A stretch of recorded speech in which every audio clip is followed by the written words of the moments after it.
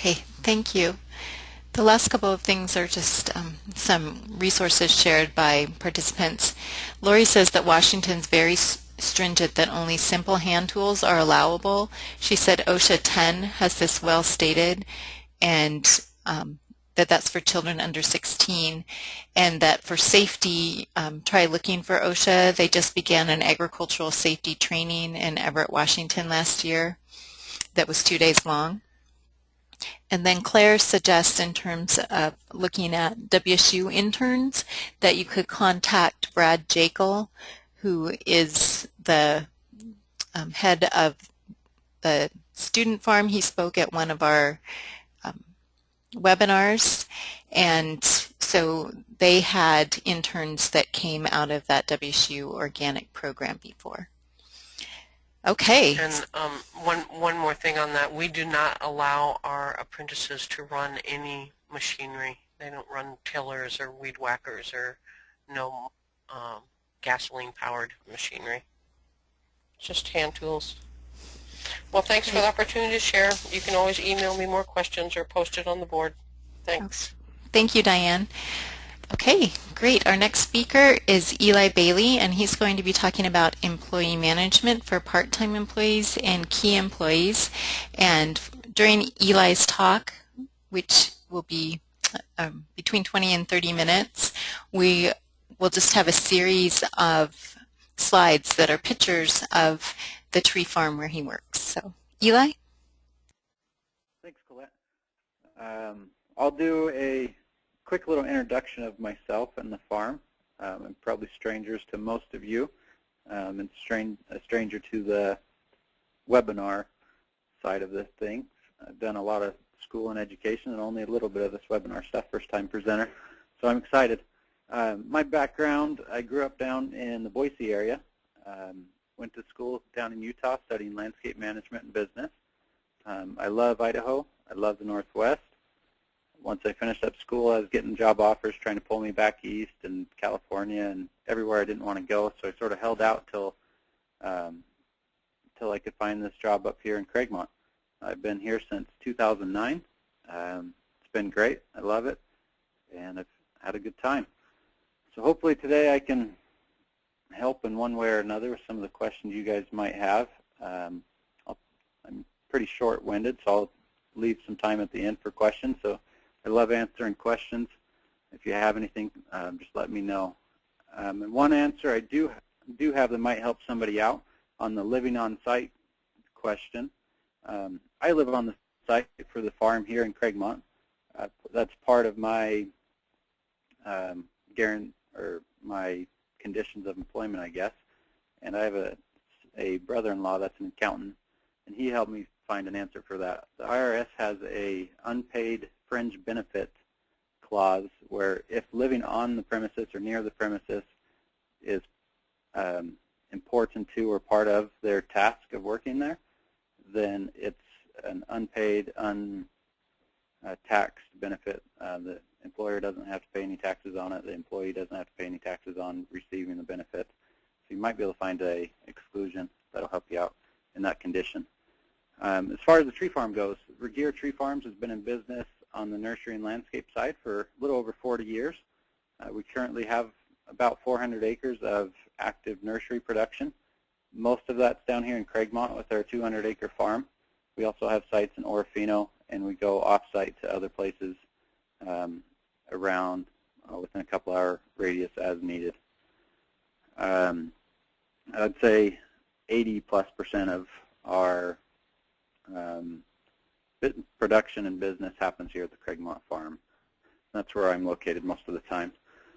We ship our products throughout the Northwest. We supply other nurseries, landscapers, developers. We try to ship almost everything out full semi-loads at a time. Some of these slides you'll see here in a minute are pictures of semis loaded up. Just give you an idea of sort of what we do as far as the production side. We grow deciduous trees and shrubs and some conifers. It's been great. Craigmont's a great place for the plants to grow. As far as I'm sure you guys know, it works great for wheat and just about everything. We're very fortunate and appreciate the dryland approach, and hope to be here for a long, long time. Our employment needs are slightly different than most other places. A lot of that is due to our seasonal nature and the timing of our seasons. We can only harvest our plants when they're dormant, so that limits us quite significantly. We can do a little bit in the fall, usually typically late October, early November. We have to water the ground, soak it soft enough so we can get the trees out and keep the roots protected. And then again in the spring, we've got about 6 weeks where the ground's thawed out and soft, but not too mushy to where we can dig and get quality, healthy trees out of the ground in a good way. We enjoy great success, but we're real restricted on our timing. So that makes it hard for us. We've got those 6 weeks or so in the spring where we're starting right now, where we've got to get all of our production out. And typically, the last few years, and hopefully this year, we'll be doing about 6,000 to 6,500 trees in those 6 weeks. So we really have a mad rush. Right now we're in a hurry up and waiting for this weather to settle down. If we get a couple more days like today, we're going to be out in the field going as crazy as we can. So our labor requirements are unique in the way that we go from 1 or 2 employees through the winter, and then this time of the year I ramp up to about 25 seasonal employees that we bring on. That's on top of myself year-round. Bob's the owner. He's active most of the year. And then we have an assistant manager, Sheila, and another full-time employee that works about 9 months out of the year.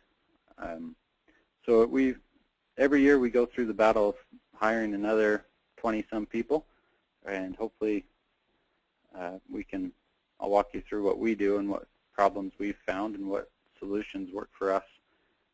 Here in Craigmont, we have a really limited labor pool, so we have a hard time coming up with those 20 to 25 people every year. So we've been working to find some tricks, and we've had to pull from other areas to make it happen. Each year I put out ads on sites like Craigslist. We do some classified ads. We also do a little bit of mouth-to-mouth, and then put out ads on the job service websites. The job service is the biggest turnaround for us. We get most guys off of there. Craigslist also does really well, but it's a little sketchier of who you're going to bring in. The biggest thing that we can do that's been the best benefit for us is finding other businesses or other industries that are slow during this time of the year. So the logging industry for us is number one. We love turning to the loggers that right now they're getting bored. They've been shut down for a little while. Those guys love working. They love producing, and they like to be busy. So we bring in those guys. Usually they're tough. They're skilled labor. They're used to being outside and all the weather that we have to work through. Hardly ever have a problem with the logging guys. We also turn to the forestry, tree planters like the Hispanic crews. Those make up most of our labor force for the hand labor side of things, where a lot of the logging guys make up more of the skilled labor and the operation side for running equipment. This year we're trying a new thing. Almost all of our basic labor employees are going to be Hispanic labor. That's a new thing for us. Usually we've done a mix. We've got as many locals as we can, and then we subsidize that with bringing in migrant workers.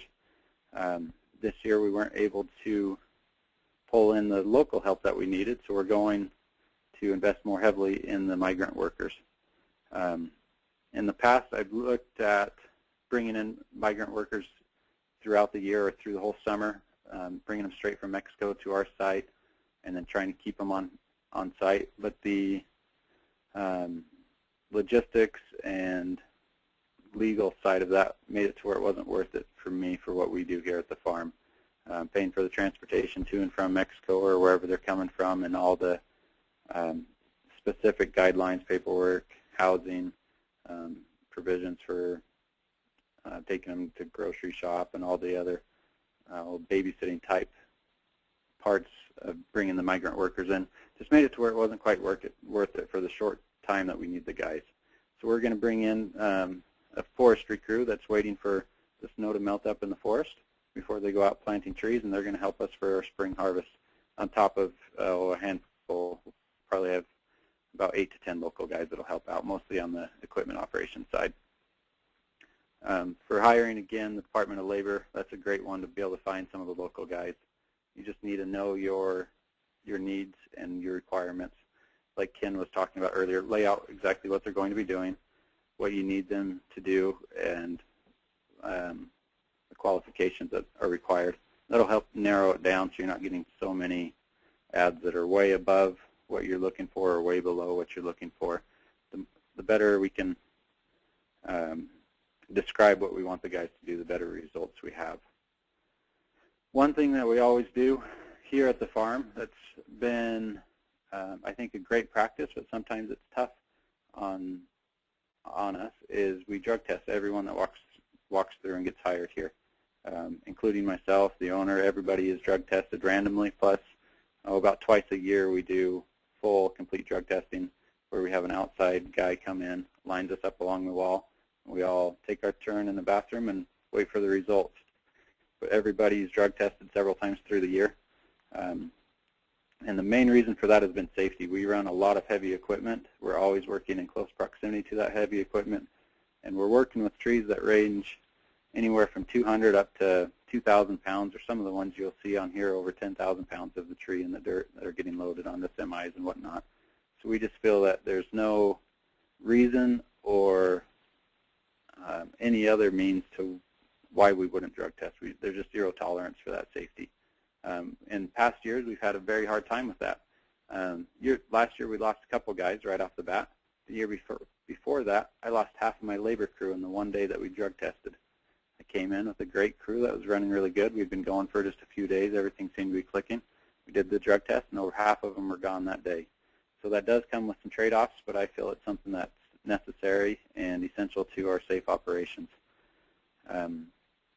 Again, for employees, Bob Bergier is the owner. He and his brother are partners in the business. There's no other family employees working currently. Every now and then we talk one of Bob's sons or son-in-laws over to help us for a day or two in here, but almost everybody's hired in, non-related employees. I work year-round. Most others are just seasonal or 9 months out of the year. I'll try to keep it short so we leave room for questions, but one of the things we do is we try to keep everything flexible and friendly for the employees that we do have here. The harvest time, we're crazy. We're going long hours, but as soon as we can slack off a little bit, I try to make it a family-friendly and flexible place for the employees, keep them happy, and they can take me to go over some summers with their kids or whatnot. For any employee practices, I try to think about how I would like to be treated as an employee or as a person, and I try to carry that over to how I treat and respect anyone that walks through the door here, whether they're a customer, a visitor, or an employee. Just try to respect everybody. You never know what they're going through or what their needs are. You just treat them the best you can. So every year, trying to wrap this up, every year we have a tough time finding enough people to help us out. It always somehow ends up falling together, and we make it work. But we do hire on at least 20 guys every spring, so we have a lot of experience on trying to round up some local help and bringing in other sources of help. My biggest recommendation is trying to find other industries or other people that are in their off time of the year and they're willing and able and wanting to work. I think like teachers in the summer is a great thing. We've used a few teachers here and there, and then even the retired baby boomers, I guess, the newly retired guys, we bring those in, especially in the fall. We've used those when production isn't too crazy and it's not too muddy and nasty outside. They're a great help. They bring a lot of knowledge and a lot of skill and a great perspective to how we do things. A lot of times they come in with a fresh set of eyes and a great knowledge and background to help back us up and improve on our operations. And again, I'm open to any questions. I'd love to help you out. I'll keep this short and sweet. If you have any specific questions, feel free to email me. My email is Eli, E-L-I, at rtfarms.com, or the phone number here at the shop is 208-924-6741.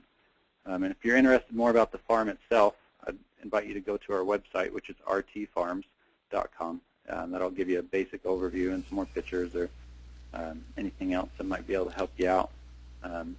With that, I think I'm about out of time. I hope there's a couple questions I can answer, and maybe we can answer some specific thoughts that you guys have.